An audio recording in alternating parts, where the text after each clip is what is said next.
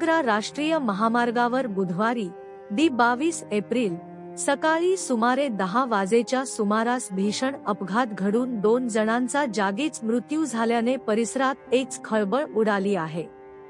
उभ्या असलेल्या खासगी प्रवासी वाहनाला मागून भरधाव आयशर ट्रकने दिलेल्या जोरदार धडकेत ही दुर्दैवी घटना घडली.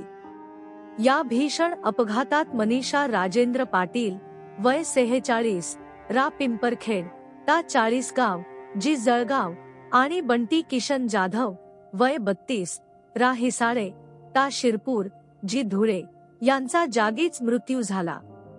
धडक इतकी प्रचंड होती की वाहनाचा चक्काचूर झाला आणि दोघांनाही गंभीर दुखापत होऊन त्यांचा घटनास्थळीच अंत झाला.